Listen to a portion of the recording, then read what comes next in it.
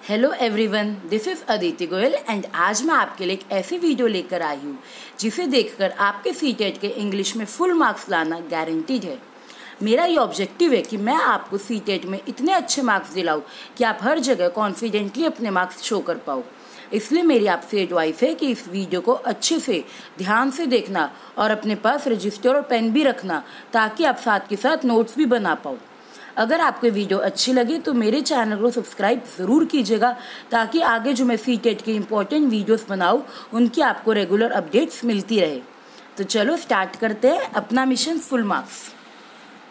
सबसे पहले हम देखते हैं इंग्लिश सीखने के एम्स एंड ऑब्जेक्टिव्स, जो हमारा प्रोसेस भी होते हैं लैंग्वेज को सीखने का। सबसे पहले होता है लिसनिंग। बच्चा जितनी भी इंफॉर्मेशन एक्वायर करता है वो सुन के ही करता है, यानी कि लिसनिंग से ही करता है।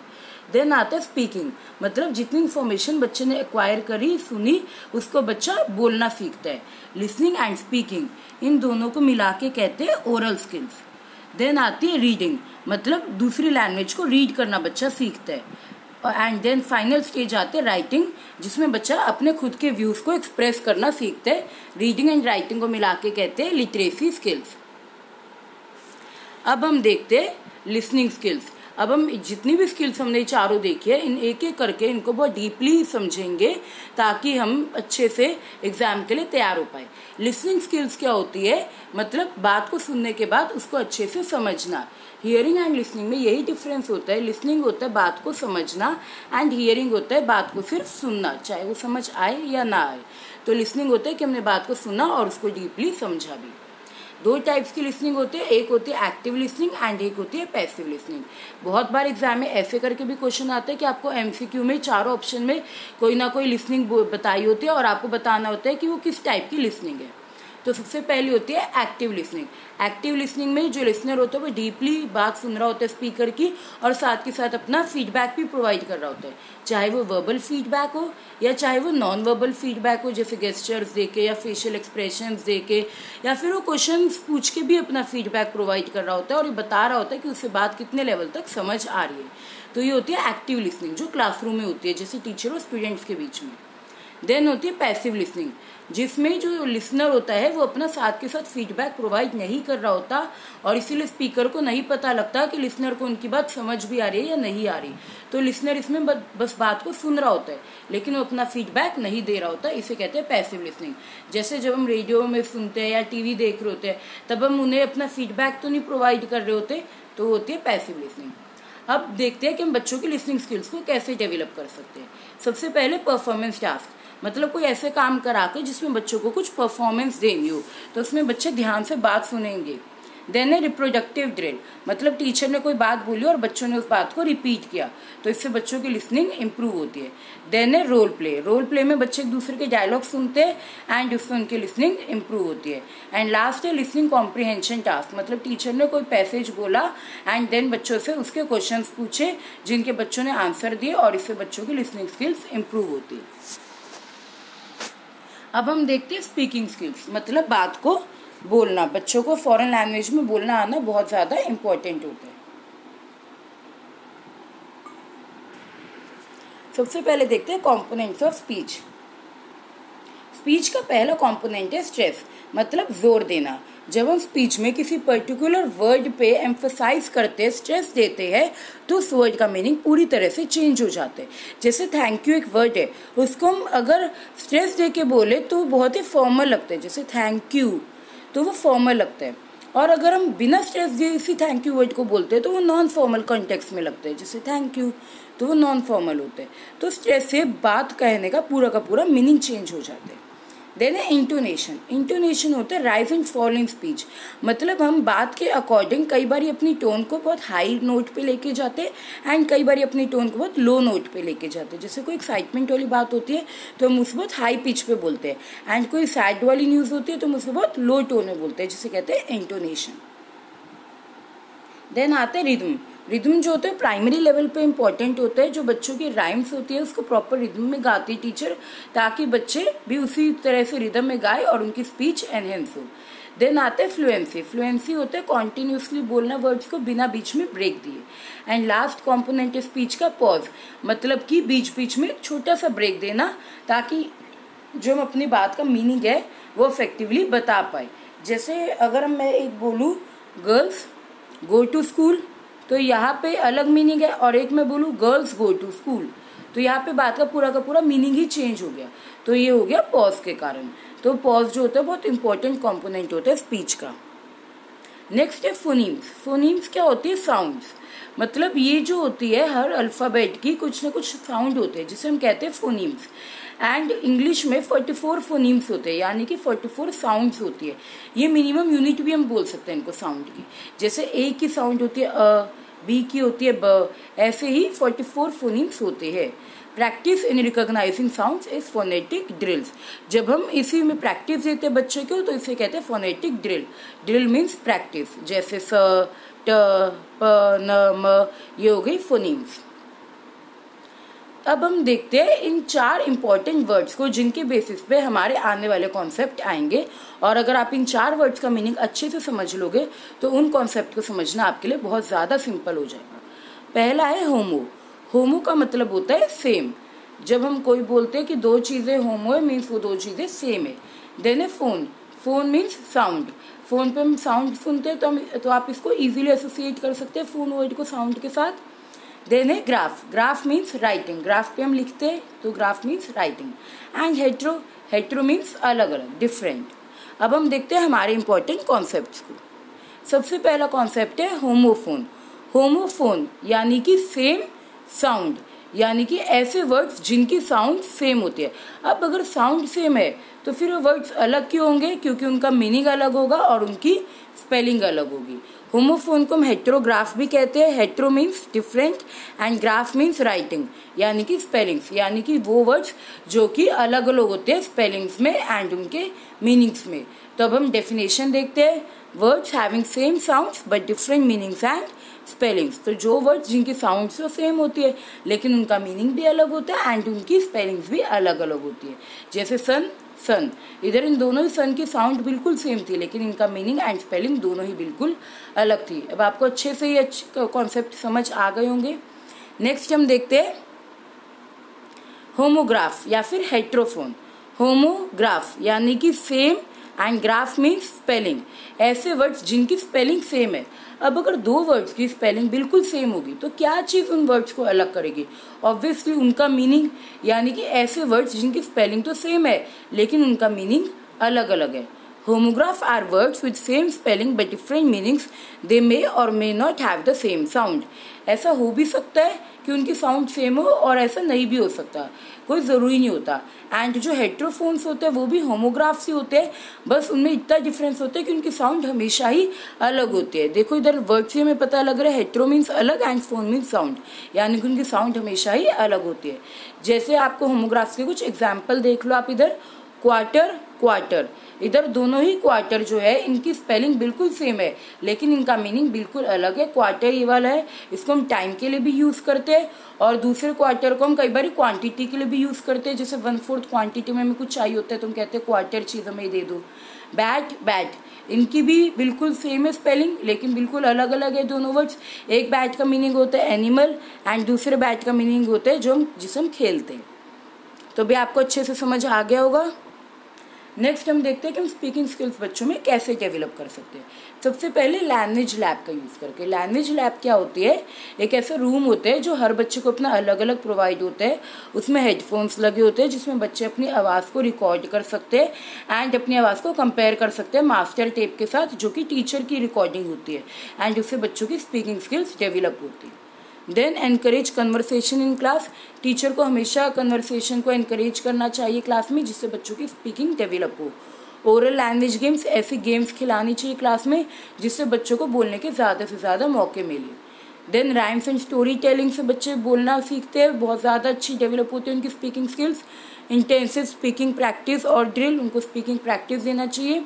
पैराफ्रेजिंग। पैराफ्रेजिंग होता है जो भी बच्चा बात सुने उसको अपने वर्ड्स में कन्वर्ट करके बोल पाए, उसे कहते हैं पैराफ्रेजिंग। मतलब बच्चे ने कहीं से बात सुनी एंड देन उसको अपने खुद के वर्ड्स में कन्वर्ट करके बोला, उसे कहते हैं पैराफ्रेजिंग। नेक्स्ट हम देखते हैं रीडिंग स्किल्स। मतलब लैंग्वेज को समझ पाना, लिखी हुई लैंग्वेज को अच्छे से समझ पाना। रीडिंग स्किल्स में सबसे पहले हम देखते हैं स्टाइल्स ऑफ रीडिंग। ये जो स्टाइल्स ऑफ रीडिंग है इसमें मेथड्स एंड टेक्निक्स है रीडिंग की, और इनको ध्यान से समझना बहुत ही ज़्यादा इंपॉर्टेंट है, क्योंकि आपके रीडिंग से रिलेटेड जितने भी क्वेश्चंस आएंगे ना एग्जाम में, वो सारे इन्हीं कॉन्सेप्ट से ही घूम फिर के आएंगे। तो सबसे पहले इसमें कॉन्सेप्ट है स्किमिंग। स्किमिंग होता है जब हम एक बहुत क्विक रीडिंग करते हैं, बहुत जल्दी से किसी चीज़ को पढ़ते हैं, एक ओवरऑल आइडिया लेने के लिए किसी चीज़ को पढ़ते हैं, मतलब पूरा डीपली नहीं पढ़ते, एक क्विक रीडिंग लगाते हैं ताकि हमें एक ओवरऑल आइडिया मिल जाए कि पैसेज है किस चीज़ के बारे में, कि हम फर्स्ट लाइन पढ़ लेंगे हर वर्ड की एंड लास्ट लाइन पढ़ लेंगे, हेडिंग देख लेंगे एंड हमें पता लग जाएगा कि इस पैसेज किसके कॉन्टेक्स्ट में है। जैसे न्यूज़पेपर रीडिंग होती है, हम जब न्यूज़पेपर को रीड करते हैं तब हम ध्यान से एक एक वर्ड तो नहीं रीड करते न्यूज़पेपर का, एक क्विक आइडिया ही लेते हैं जल्दी से, ताकि हमें एक आइडिया लग पाए कि न्यूज़पेपर में लिखा क्या है, तो उसे कहते हैं स्किमिंग। स्कैनिंग। स्कैनिंग होता है जब हम कोई पर्टिकुलर आंसर फाइंड आउट करने के लिए रीड करते हैं, मतलब हमें कोई आंसर निकालना है किसी क्वेश्चन का और हम बस उसी वाली लाइन पे फोकस करते हैं जिसपे हमारा आंसर हो, और बाकी इररिलेवेंट इन्फॉर्मेशन को बिल्कुल आउटराइटली रिजेक्ट कर देते हैं। जैसे डिक्शनरी देखते वक्त हमें एक पर्टिकुलर वर्ड का मतलब चाहिए होता है, उस वर्ड के अलावा बाकी जितने भी मतलब और वर्ड्स दिए होते हैं हमें वो वर्ड्स हम रीड भी नहीं करते कि वो क्या लिखा हुआ है, हम बस अपने उस एक वर्ड पे ध्यान होता है हमारा जिसका हमें मतलब चाहिए होता है। तो यहाँ पे हम करते हैं स्कैनिंग। या फिर अनसीन पैसेज भी सॉल्व करते वक्त हम उसी लाइन पे फोकस करते हैं जहाँ पे हमारा आंसर होता है। देन है एक्सटेंसिव रीडिंग। एक्सटेंसिव रीडिंग होती है जब हम प्लेजर के लिए रीड करते हैं, अपने एंजॉय के लिए रीड करते हैं। जैसे जब हम बच्चे स्टोरी बुक्स रीड करते हैं, फिक्शन रीड करते हैं, कॉमिक बुक्स रीड करते हैं, सिर्फ अपने प्लेजर के लिए रीड करते हैं, उनके ऊपर कोई प्रेशर नहीं होता करिकुलम का या सिलेबस का रीड करने के लिए, सिर्फ अपने प्लेजर के लिए रीड कर रहे होते हैं, इसे कहते हैं एक्सटेंसिव रीडिंग। देन होती है इंटेंसिव रीडिंग, जब हम डीपली रीडिंग करते हैं, बहुत माइन्यूटली रीड करते हैं, सिर्फ यही नहीं रीड करते कि क्या लिखा हुआ है, बल्कि ये भी जज करते हैं कि वो कैसे लिखा हुआ है, एनालाइज करते हैं टेक्स्ट को, उसे कहते हैं इंटेंसिव रीडिंग। जैसे जब हम टेक्स्ट बुक रीड करते हैं, अपनी बुक्स रीड करते हैं, तो हम ध्यान से रीड करते हैं ना, तो उसे कहते हैं इंटेंसिव रीडिंग। देन है प्रेडिक्शन। प्रेडिक्शन बहुत इंपॉर्टेंट है रीडिंग में। प्रेडिक्शन होता है गेस करना कि आगे क्या होगा। जैसे हमने एक चैप्टर पढ़ा बुक का और उसके बेसिस पे हमने आगे के चैप्टर्स गेस करे, या फिर हमने स्टोरी बुक का एक आर्टिकल या एक है ऊपर का एक पैराग्राफ पढ़ा और हमने उसके बेसिस पे आगे का गेस किया कि अब स्टोरी में आगे क्या होगा। जैसे हम टीवी शोज भी देखते हैं, तो टीवी शोज में हम ऐसा नहीं करते कि हम एक एपिसोड देखने के बाद आगे के शोज के एपिसोड्स को गेस करते कि अब आगे क्या होगा, आगे क्या होगा, उसे कहते हैं प्रेडिक्शन। मीन्स गेस करना कि हम थोड़ा सा पढ़ा और उसके बेसिस पे हमने गेस किया कि अब इसके बाद क्या होगा, उसे कहते हैं प्रेडिक्शन। अब हम करते हैं स्टेजेस ऑफ रीडिंग। रीडिंग की 3 स्टेजेस होते हैं, एक रीड करने से पहले की स्टेज, एक रीड करते वक्त की स्टेज और एक रीडिंग करने के बाद की स्टेज। पहली होती है प्री रीडिंग, मतलब रीडिंग करने से पहले की स्टेज। अब कोई भी बुक रीड करने से पहले हम क्या क्या करते हैं, उसका एक पर्पस सेट कर लेते हैं, एक डेफिनेट पर्पस कि हम क्यों रीड कर रहे हैं, क्वेश्चंस पूछते हैं कि किस बारे में ये बुक क्या है इस बुक में। देन प्रेडिक्शंस करते हैं, गेस करते हैं, एंड स्कैनिंग एंड स्किमिंग करते हैं। Scanning and skimming pre reading strategies है जिसमें हम पूरा वर्ड टू वर्ड रीड नहीं करते, बस एक क्विक आइडिया लगा लेते हैं, ओवरऑल आइडिया लगा लेते हैं, या फिर हम स्कैन करते हैं अगर हम किसी डेफिनेशन के मीनिंग को सर्च कर रहे हैं तब हम स्कैन करते हैं। तो ये हो गई प्री रीडिंग। देन होती है थ्रू रीडिंग, मतलब रीड करते वक्त हम क्या करते हैं, गेस करते हैं मीनिंग को, टेक्स्ट के अकॉर्डिंग मीनिंग्स को गेस करते हैं, एंड साइलेंट रीड करते हैं। Silent means deeply silently read करते हैं। देन हो गई पोस्ट रीडिंग, मतलब रीड करने के बाद हम क्या करते हैं, इवैल्यूएट करते हैं कि कैसा टेक्स्ट था, कैसा पैसेज था, डिस्कशन करते हैं उसके बारे में, एंड ये देखते हैं कि जो हमारी इनिशियल प्रेडिक्शन थी वो कितने लेवल तक सही थी या कितनी गलत थी। अब हम देखते हैं मेथड्स ऑफ रीडिंग। रीडिंग करने के कुछ मेथड्स होते हैं, ये आपको सारे याद करने की ज़रूरत नहीं है, इनको आप अच्छे से इनका मेथड का नाम समझ लोगे तो आपको याद रहेगा कि इसमें क्या होगा। जैसे पहला नाम है अल्फ़ाबेटिकल मेथड, इधर में नाम से ही पता लग रहा है अल्फ़ाबेटिकल यानी कि alphabets.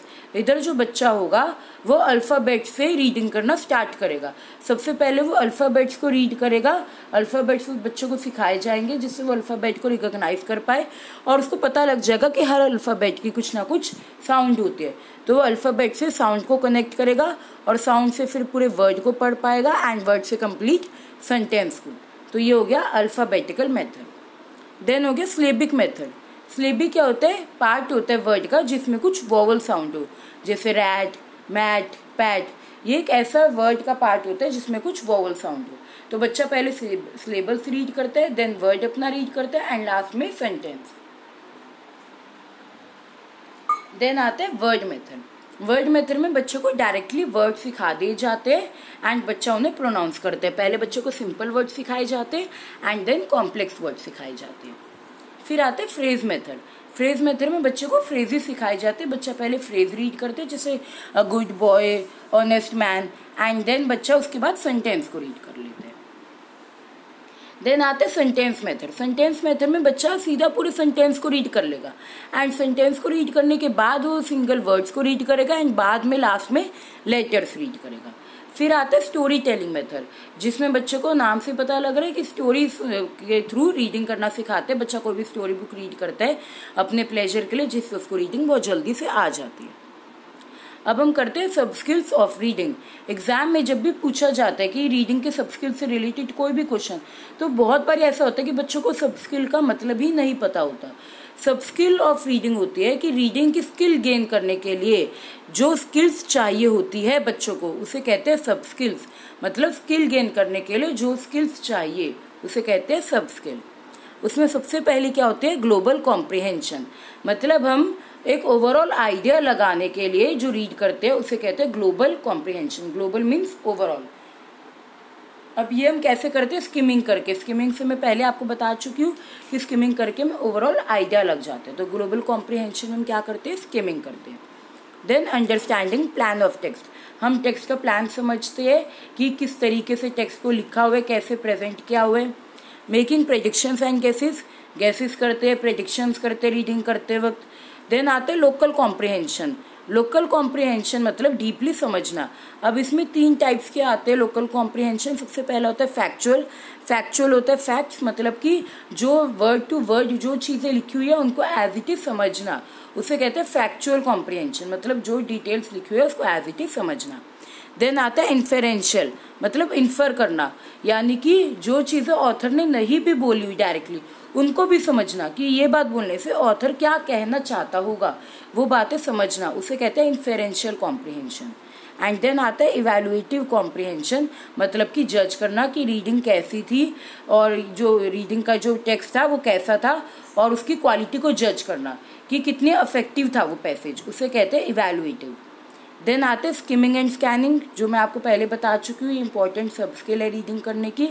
Understanding organisation of text, हम टेक्स्ट का ऑर्गेनाइजेशन समझते हैं, स्ट्रक्चर समझते हैं कि टेक्स्ट को कैसे ऑर्गेनाइज किया हुआ है। Then note making. Note making जो होता है वो सेकेंडरी लेवल पे आता है कि बच्चे नोट्स बनाते हैं जो रीड करते हैं उसके। एंड लास्ट में आते हैं साई वर्ड। साई वर्ड एक ऐसे वर्ड्स होते हैं जिनके बच्चों को मीनिंग नहीं पता होते, लेकिन तब भी उस वर्ड को देखने से कंटेक्स्ट के अकॉर्डिंग बच्चा उसका मीनिंग पता खुद ही लगा लेते हैं। उसके टेक्स्ट के अकॉर्डिंग बच्चे को पता लग जाता है देखने से कि हाँ इस वर्ड का ये मतलब होगा। बच्चा खुद से ही गेस कर लेता है उस वर्ड के मीनिंग को, उसे कहते हैं साई वर्ड। साई का मतलब होता है देखना, यानी कि जिस वर्ड का मतलब हमें देखने से ही पता लग जाए और पहले से उसका मतलब ना पता हो, उसे कहते हैं साई वर्ड। अब हम देखते हैं राइटिंग स्किल्स। राइटिंग मतलब अपने जो हमने लैंग्वेज सीखी उसमें अपने व्यूज को खुद से लिख के एक्सप्रेस कर पाना।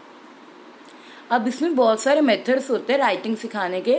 सबसे पहला मेथड होता है किंडरगार्टन मेथड। इससे हमें नाम से पता लग रहा है कि ये प्लेवे मेथड है। इसमें बच्चों को ब्लॉक्स दे दिए जाते हैं बहुत सारे और वो उन ब्लॉक्स को ज्वाइन करके ABCD बनाना सीखता है और उससे बच्चे ABCD सीखते हैं और बाद में लिखना सीखते हैं।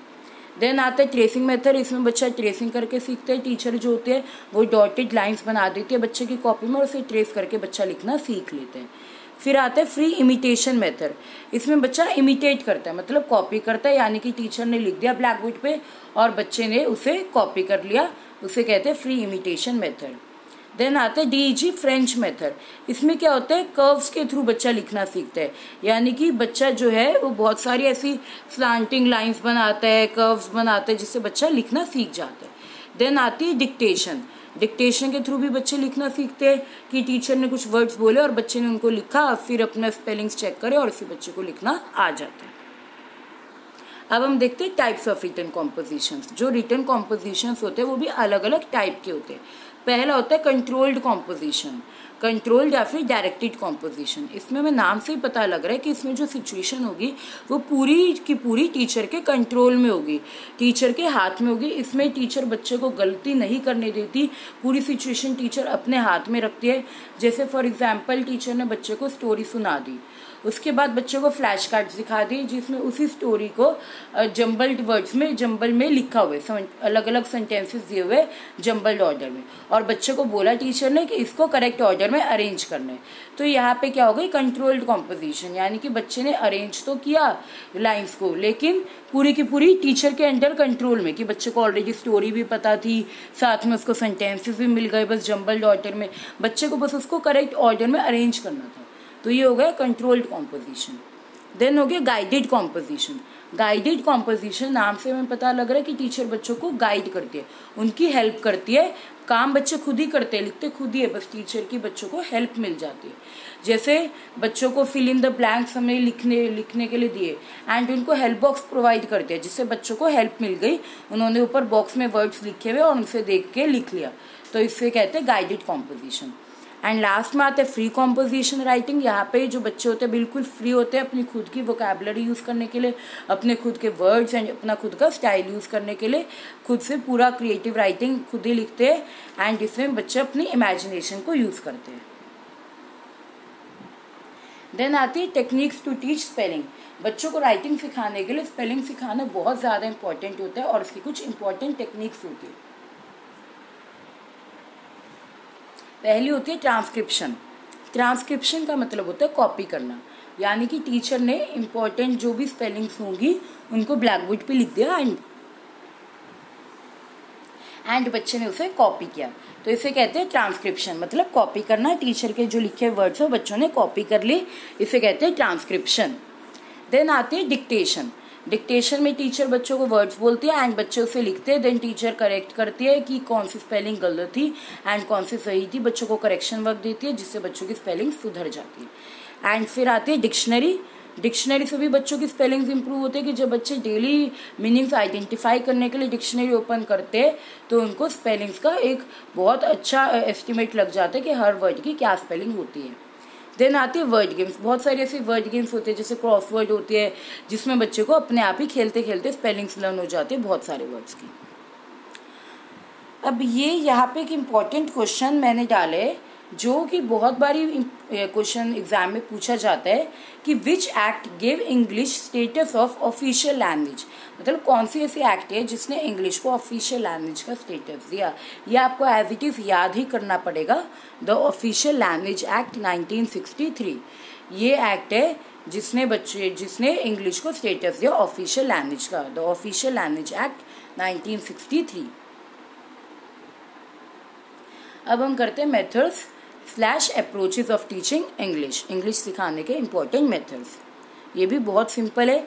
सबसे पहला हो गया डायरेक्ट मेथड और न्यूट्रल मेथड। इसमें नाम से हमें पता लग रहा है डायरेक्ट मेथड मतलब डायरेक्टली बच्चों को इंग्लिश में ही सिखाना सीधा शुरू कर देते हैं, कोई दूसरी लैंग्वेज या हिंदी का यूज़ नहीं करते, बच्चों को सीधा इंग्लिश में पढ़ाना शुरू कर देते हैं, जिसे कहते हैं डायरेक्ट मेथड। देन हो गया ग्रामर ट्रांसलेशन मेथड। इधर दो वर्ड्स है, एक है ग्रामर, दूसरा है ट्रांसलेशन। तो इसमें बच्चे ग्रामर के रूल्स लर्न कर लेते हैं अच्छे से एंड फिर उसे ट्रांसलेट कर लेते हैं ग्रामर के रूल्स को यूज़ करके। जैसे उनको इंग्लिश में कोई लाइन लिखी हुई है तो वो ग्रामर के रूल्स यूज़ करके उस इंग्लिश की लाइन को हिंदी में कन्वर्ट कर लेंगे एंड फिर उसे उस इंग्लिश की लाइन का मतलब समझ आ जाएगा। तो ये हो गया ग्रामर ट्रांसलेशन मेथड। देन हो गया ऑडियो लिंगुअल मेथड। ऑडियो मतलब सुनना, लिंगुअल मतलब लैंग्वेज, यानी कि यहाँ पे जो बच्चा लैंग्वेज बोल रहा होता है इसमें हर स्टेप पे बच्चे को प्रेज या ब्लेम मिलती है। बच्चा अगर सही बोलता है तो उसकी तारीफ की जाती है, अगर बच्चा गलत बोलता है तो उसको ब्लेम किया जाता है, क्रिटिसाइज किया जाता है, जिससे बच्चा लैंग्वेज सीखता है। देन है स्ट्रक्चरल अप्रोच। स्ट्रक्चरल अप्रोच में बच्चा जो है लैंग्वेज का स्ट्रक्चर सीखते हैं, यानी कि सिंटेक्स सीखते हैं। सिंटेक्स क्या हो गया, रूल्स हो गया, जो हमारे इंग्लिश ग्रामर में जो स्ट्रक्चर होते हैं उनको गवर्न जो रूल्स करते हैं उसे सिंटेक्स कहते हैं। तो इसमें बच्चा स्ट्रक्चर सीखता है कि क्या स्ट्रक्चर है, क्या रूल्स है, यानी कि सिंटेक्स है। तो ये हो गई स्ट्रक्चरल अप्रोच। देन है टोटल फिजिकल रिस्पॉन्स, यानी कि बच्चा यहाँ पे फिजिकल रिस्पॉन्स के थ्रू लैंग्वेज सीखते हैं। लर्निंग बाय डूइंग होती है, एक्शंस के थ्रू सीखते हैं। जैसे हमने बच्चे को बोला स्टैंड अप, बच्चा खड़ा हो गया तो इससे बच्चा धीरे धीरे करके इंग्लिश बोलना सीख जाता है। देन है lexical approach. Lexical means phrases, यानी कि यहाँ पे बच्चा फ्रेजेस के थ्रू इंग्लिश बोलना सीखते हैं। बच्चे को सबसे पहले फ्रेजेस सिखाए जाते हैं। इंडक्टिव मेथड, इंडक्टिव होता है एग्जाम्पल्स टू रूल। यहाँ पे बच्चे को सबसे पहले ग्रामर के बहुत सारे एग्जाम्पल्स सिखा दिए जाते हैं और उससे एग्जाम्पल्स के थ्रू बच्चे एक जनरल रूल पे खुद आते हैं, जिसे कहते हैं इंडक्टिव मेथड। एंड डिडक्टिव क्या होता है, उसी का ये अपोजिट, यानी कि यहाँ पे पहले रूल बता दिया जाता है बच्चे को ग्रामर का और उसके बाद उससे रिलेटेड एग्जाम्पल्स बताए जाते हैं। देन है immersion method. Immersion method important method है इंग्लिश सीखने का, क्योंकि यहाँ पे 2 लैंग्वेजेस का यूज होता है। इमर्जन मीन्स मिक्सचर, तो यहाँ पे 2 लैंग्वेजेस का यूज होता है, हिंदी एंड इंग्लिश, यानी कि बच्चे की मदर टंग को यूज करके उसको इंग्लिश सिखाई जाती है। इसलिए काफी अच्छा मेथड है सिखाने का इंग्लिश को। अब हम देखते हैं टीचिंग एड्स। टीचिंग एड्स इतना ज़्यादा इंपॉर्टेंट टॉपिक नहीं है, क्योंकि इससे रिलेटेड सीटेट में तो ज़्यादा क्वेश्चंस नहीं पूछे जाते। बस एक आपको बेसिक आइडिया होना चाहिए टीचिंग एड्स का कि होते क्या है। आपको पता ही होगा 3 टाइप्स के टीचिंग एड्स होते हैं। एक होते हैं ऑडियो एड्स, जिसमें बच्चे जो सुनते हैं और सुनने के थ्रू उनकी लैंग्वेज डेवलप होती है। एक होता है विजुअल एड्स, जिनमें बच्चे देखते हैं। एंड फिर होते हैं ऑडियो विजुअल एड्स, मतलब जिसमें बच्चा देख भी रहे और बच्चा सुन भी रहे। ऑडियो एड्स हो गए radio, tape recorder, gramophone. Visual aids हो गए chart, picture, model. And audio visual हो गए LCD projector, film projector, TV, computer, multimedia, ICT, सब इसमें ऑडियो विजुअल में आ गए कि बच्चे ने देखा भी और सुना भी और उससे उसकी लैंग्वेज लर्निंग प्रमोट हो गई। जैसे आजकल सारे स्कूल्स में स्मार्ट क्लासेस का अरेंजमेंट होता है, तो इसे कहते हैं ऑडियो विजुअल एड्स। अब हम देखते हैं important points of NCF 2005 about language. अब एनसीएफ जो है इससे रिलेटेड हर बार सीटेट के एग्जाम में क्वेश्चन आता ही आता है, तो एनसीएफ के मैंने सारे इंपॉर्टेंट बातों को लैंग्वेज से रिलेटेड एक साथ कंपाइल कर दिया, ताकि एनसीएफ से रिलेटेड कोई भी ऐसा क्वेश्चन ना हो जिसका आपको आंसर ना आता हो। सबसे पहले हम देखते हैं एनसीएफ ने लैंग्वेज के बारे में बोला क्या, लैंग्वेज की डेफिनेशन क्या बताई। लैंग्वेज जो है एनसीएफ ने बोला is a complex and rule govern system. जो लैंग्वेज है वो कॉम्प्लेक्स है एंड रूल गवर्न सिस्टम होता है।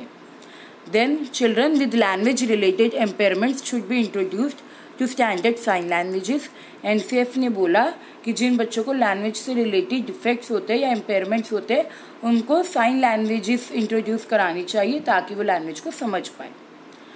मल्टीलिंगुअलिज्म और bilingualism is a great resource and has cognitive advantages. अब ये बहुत ज़्यादा इंपॉर्टेंट है, एनसीएफ ने इस पे बहुत ज़्यादा जोर दिया है कि मल्टीलिंगुअलिज्म होनी चाहिए क्लास, यानी कि जो बच्चे की लैंग्वेज है, होम लैंग्वेज है, जो बच्चा घर से सीख के आ रहा है, उसको कभी भी बैन नहीं करना चाहिए। हमेशा उस लैंग्वेज का यूज़ करना चाहिए अगली न्यू लैंग्वेज सिखाने के लिए।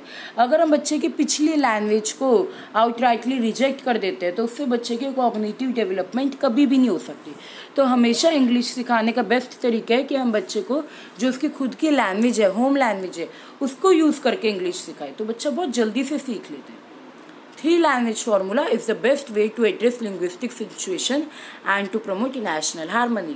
तो एनसीएफ ने बोला कि नेशनल हार्मनी को प्रमोट करने के लिए 3 लैंग्वेज फार्मूला होना चाहिए, मतलब कि एक बच्चे की होम लैंग्वेज हो गई और दूसरी हो गई इंग्लिश। तीसरी लैंग्वेज कोई भी उसकी रीजन से रिलेटेड हो सकती है, जैसे जो उसका पर्टिकुलर रीजन हो, जैसे कोई पंजाब में है तो पंजाबी लैंग्वेज हो गई, या इधर जैसे दिल्ली में संस्कृत हो गई, तो कोई भी लैंग्वेज हो सकती है। एंड जो पहली लैंग्वेज हो गई वो तुम्हारी मदर टंग की है हिंदी, तो इसके साथ इंग्लिश हो गई। तो एनसीएफ ने 3 लैंग्वेज फार्मूला को प्रमोट किया। The medium of learning in schools should be the language of learning. तो एनसीएफ ने यही बोला है कि बच्चों को उसी लैंग्वेज में सिखाओ जो बच्चे की खुद की लैंग्वेज हो, जो बच्चा घर से सीख के आ रहा हो। बच्चे को एकदम से ऐसा नहीं लगना चाहिए कि उसकी जो घर की लैंग्वेज है उसकी कोई वैल्यू ही नहीं है। Then, according to Article 350A of Constitution, it shall be endeavor of every state and local authority to provide adequate facilities for instruction in mother tongue at primary stage to children belonging to linguistic minority group। अब article 350A, इस article को याद रख लेना, ये article है 350A। इसने बोला है कि ये ड्यूटी है हर स्टेट की कि वो एडिक्वेट फैसिलिटीज़ प्रोवाइड करे कि बच्चे को इंस्ट्रक्शंस जो है, यानी कि जो टीचिंग है वो उसकी मदर टंग में दी जाए एटलीस्ट प्राइमरी लेवल पे। और जो बच्चे लिंग्विस्टिक माइनॉरिटी ग्रुप में हो उनको तो बिल्कुल ही देनी चाहिए उनकी मदर टंग में इंस्ट्रक्शंस, ताकि उनको समझने में कोई भी प्रॉब्लम ना आए। नेक्स्ट हम देखते हैं, to develop listening skills text books should include music and folklore. तो एनसीएफ ने बोला कि बच्चों की लिसनिंग स्किल्स इंप्रूव करने के लिए टेक्स्ट बुक्स में म्यूजिक भी होना चाहिए जिसमें बच्चे को इंटरेस्ट है और बच्चा लिसनिंग स्किल्स उसकी इंप्रूव हो। Range of supplementary materials like fiction is essential for developing reading skills. जैसा कि मैंने आपको पहले एक्सटेंसिव रीडिंग बताया था जिसमें बच्चा प्लेजर के लिए रीड करता है, तो उसी को लेके एनसीएफ ने बोला कि ऐसे कुछ इंटरेस्टिंग मटेरियल्स बच्चे को प्रोवाइड होने चाहिए। सप्लीमेंट्री मीन्स एक्स्ट्रा, तो ऐसे कुछ एक्स्ट्रा इंटरेस्टिंग मटेरियल्स बच्चे को मिलनी चाहिए जिससे बच्चे की रीडिंग इंप्रूव हो। Children talk must be used as a resource for developing speaking skills. अब ये बहुत ज़्यादा इंपॉर्टेंट है कि टीचर बच्चे की जो टॉक है उसको एज अ रिसोर्स यूज़ करे। यहाँ पे बहुत बारी एग्जाम में इस तरह से पूछा जाता है कि अगर बच्चे क्लासरूम में टॉक कर रहे हैं तो क्या टीचर को उनको रोकना चाहिए, तो इसका आंसर हमेशा नो ही आएगा, क्योंकि कभी भी बच्चे की टॉक को नहीं रोकना चाहिए टीचर को, बल्कि बच्चे की जो बातें करने की जो वो होती है, उनकी इंटरेस्ट होती है, हॉबी होता है, उसको एज अ रिसोर्स यूज़ करना चाहिए उनकी स्पीकिंग स्किल्स को डेवलप करने के लिए। At primary stage imagination and originality are important. Primary level पे बहुत ज़्यादा इंपॉर्टेंट है कि बच्चे के ओरिजिनल आइडियाज़ को हम कंजर्व करें और बच्चे के इमेजिनेशन को प्रमोट करें। Eight middle and senior level note making should receive attention. और सीनियर लेवल पे आके ऐसा होना चाहिए कि नोट मेकिंग बच्चे करे। प्राइमरी लेवल पे तो इमेजिनेशन और ओरिजिनलिटी को ही इम्पोर्टेंस देनी चाहिए। अब हम देखते हैं psychologist theory on language development. ये कई बार एग्जाम में ऐसे भी आती है कि अलग अलग साइकोलॉजिस्ट की थ्योरीज आ जाती है, तो जितनी भी साइकोलॉजिस्ट की थ्योरीज अभी तक एग्जाम में पूछी गई है वो सारी मैंने इस आर्टिकल में डाली है ताकि आपको अच्छे से समझ आ जाए। सबसे पहले जीन पियाजे की थ्योरी आपने ऑलरेडी पढ़ी होगी साइकोलॉजी में भी, जिसमें उसने बोला है कि एसिमिलेशन और एकोमोडेशन करके बच्चा कोई भी नई नॉलेज को एक्वायर कर सकता है। अगर आपको पियाजे की वीडियो नहीं अभी अच्छे से समझ आई है तो मैं डिस्क्रिप्शन में अपना लिंक प्रोवाइड कर दूंगी ताकि आप पियाजे की वीडियो को अच्छे से समझ पाओ। वाइगॉट्स्की की भी वीडियो मैंने समझाई हुई है, उसकी भी आप लिंक में देख सकते हैं कि क्या वीडियो उसमें वाइगॉट्स्की ने क्या बोला है। वाइगॉट्स्की ने बेसिकली आपको पता होगा सोशल लर्निंग पे एम्फोसाइज दिए, जोन ऑफ प्रॉक्सिमल डेवलपमेंट पे एंड स्कार्फोल्डिंग मतलब हेल्प फ्रॉम एडल्ट। यानी कि जो वाइगॉट्स्की उसने बोले कि बच्चे की लैंग्वेज कैसे डेवलप होती है जब उसको सब अपने बड़ों से वो लैंग्वेज को सुनता है, सोशल ग्रुप में बैठता है या उसको हेल्प मिलता है, तब उसकी लैंग्वेज डेवलप होती है।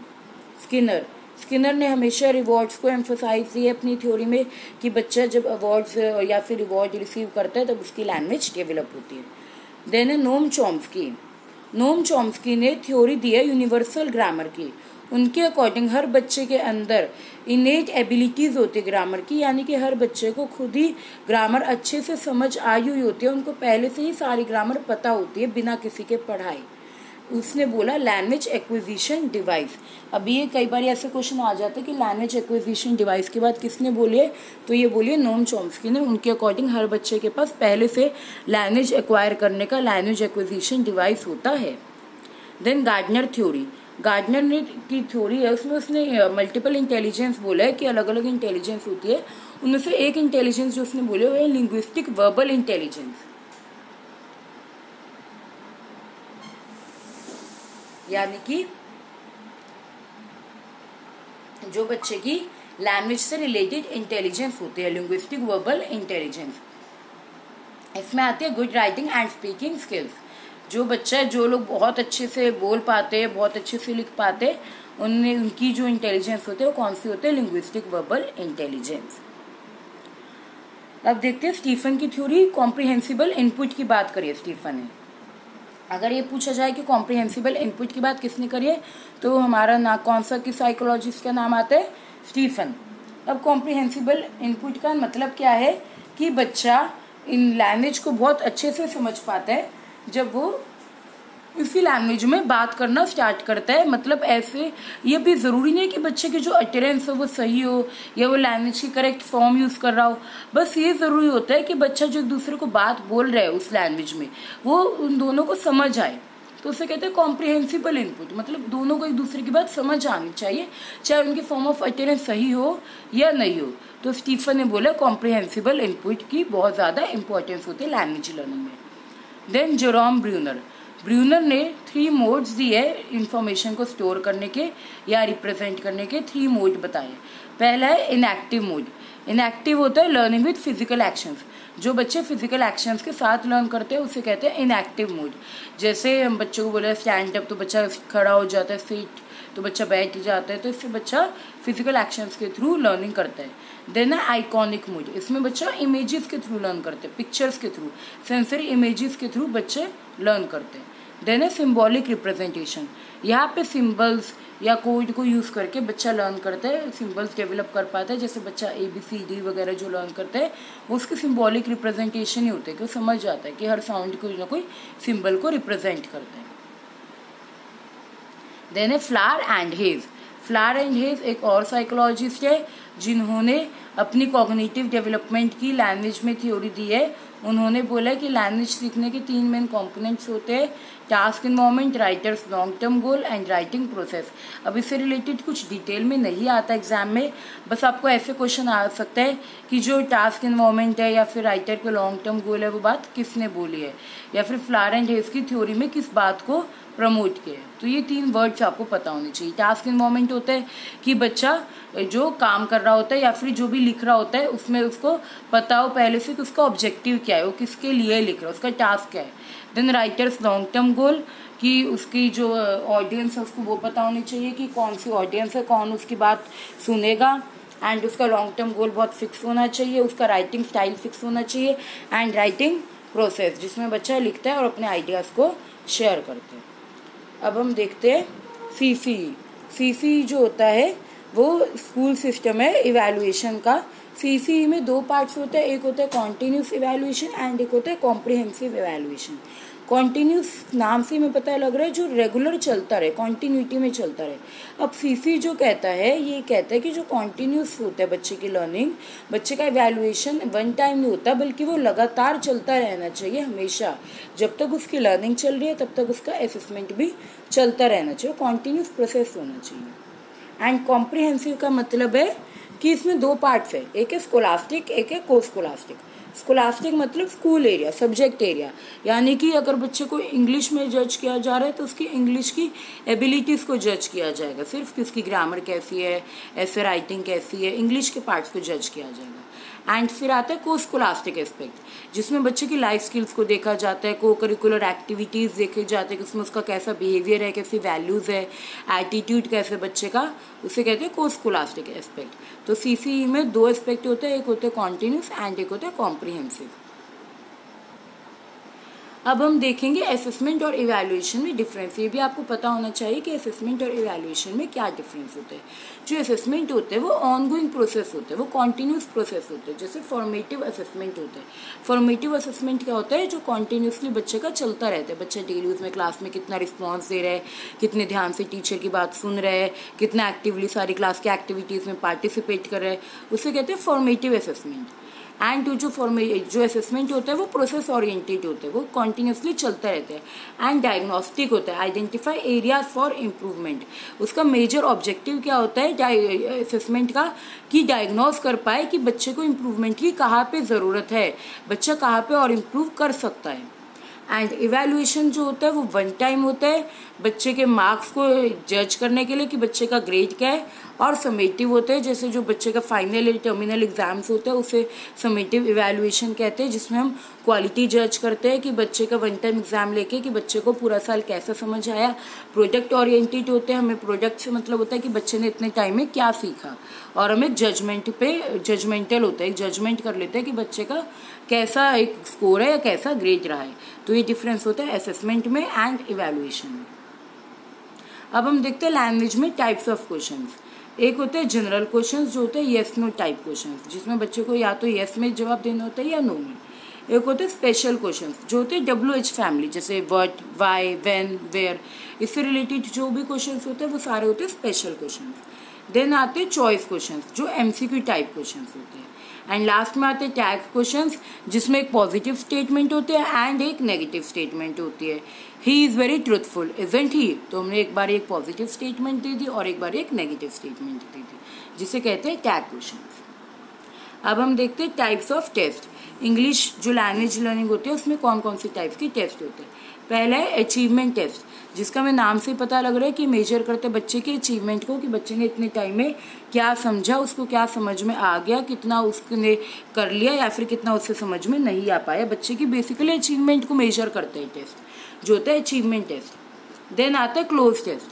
क्लोज टेस्ट में क्या होता है, हर फोर्थ वर्ड को जैसे हमने एक पैसेज से रिमूव कर दिया और बच्चों को फिल इन द ब्लैंक्स करने, उसमें फिल करने वर्ड को, तो ये होता है क्लोज टेस्ट, जिसमें एक फिक्स इंटरवल पे जैसे हर 4 वर्ड्स के बाद या हर 6 वर्ड्स के बाद एक वर्ड को गायब कर दिया और बच्चे को उस वर्ड को फिल करना है, तो इसे कहते हैं क्लोज टेस्ट। देन होते हैं डायग्नोस्टिक टेस्ट। इसमें डायग्नोज करते हैं कि बच्चे को प्रॉब्लम कहाँ पे है। जैसे बच्चे के अगर कम मार्क्स आ रहे हैं, बार बार इंग्लिश में कम मार्क्स आ रहे हैं, तो हम उसके डायग्नोस्टिक टेस्ट रखेंगे जिसमें हम पता लगाएंगे कि बच्चे का एक्चुअल वीक एरिया है क्या, उसकी मतलब जैसे डायग्नोज हम करते हैं ना, डॉक्टर करते हैं डायग्नोज की पेशेंट की बीमारी है कहाँ पे, ऐसे टीचर डायग्नोज करते हैं कि बच्चे की कहाँ पे प्रॉब्लम आ रही है उसको, और फिर उस एरिया को इम्प्रूव करती है। फिर आता है लैंग्वेज एप्टीट्यूड टेस्ट। इसमें बच्चे की लैंग्वेज को देखा जाता है कि उसकी साउंड कोडिंग एबिलिटी कैसी है, साउंड्स को कैसे रिकॉग्नाइज करता है, उसकी ग्रामर कैसी है लैंग्वेज पे, ओवरऑल उसकी पकड़ कैसी है, वो होती है लैंग्वेज एप्टीट्यूड टेस्ट। देन है डिस्क्रीट पॉइंट टेस्ट। इसमें एमसीक्यू टाइप क्वेश्चंस होते हैं और इसमें बच्चे की लैंग्वेज स्किल्स को मेजर किया जाता है। फिर है इंटीग्रेटिव टेस्ट। नाम से हमें पता लग रहा है इंटीग्रेटिव, यहाँ पे जितने भी स्किल्स है लैंग्वेज लर्निंग की सबको मर्ज करके उनका टेस्ट लिया जाता है। जैसे ग्रामर का भी टेस्ट ले लिया, ऐसे राइटिंग का भी ले लिया, लिटरेचर का भी ले लिया, तो इसे कहते हैं इंटीग्रेटिव टेस्ट। अब हम करते हैं पार्ट्स ऑफ स्पीच।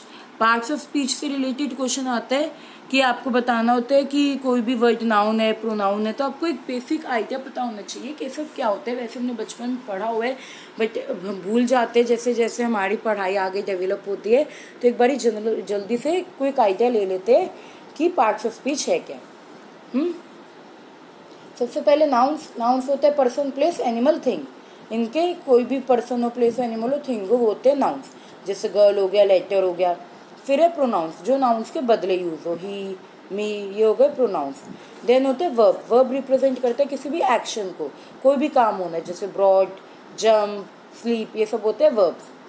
देन होते हैं एडजेक्टिव। एडजेक्टिव क्या होता है, वो नाउन या प्रोनाउन के बारे में बताते हैं कि कोई नाउन कैसे है, प्रोनाउन कैसे है, जैसे यंग, गर्ल, ब्राइट बॉय, ऐसे ही होते हैं एडजेक्टिव्स।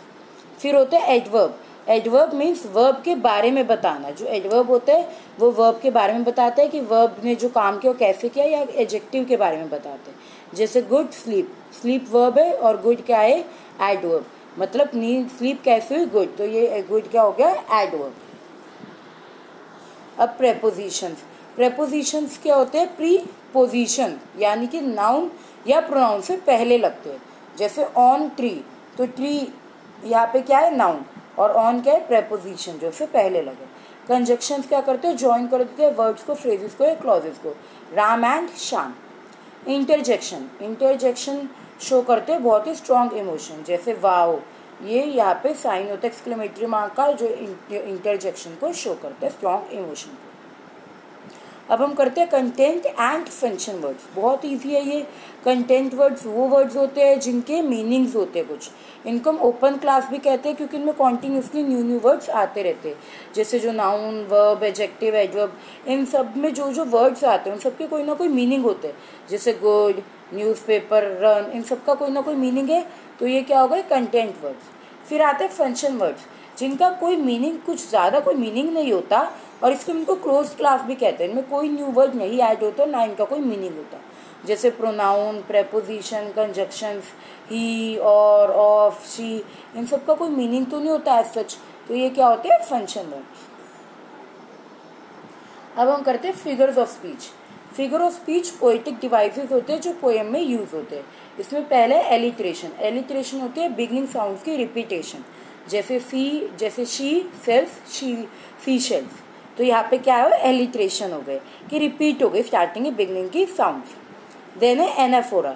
एनाफोरा में हर वर्ड सेम ही वर्ड से स्टार्ट होता है, हर फेज, जैसे आई कम, आई सॉ, आई कंक्योर, यहाँ पे हर वर्ड की स्टार्टिंग एक ही वर्ड से हुई है, आई। Then metaphor. मेटाफोर में हम दो चीज़ों को ऐसे कंपेयर करते हैं कि मानो दो चीज़ें एक ही हो। जैसे he was a line in field, हमने उसे एक इंसान को लाइन ही बना दिया, तो यहाँ पे दो बिल्कुल अलग चीज़ों का कंपैरिजन किया और उनको बिल्कुल एक ही बना दिया, तो ये होता है मेटाफर।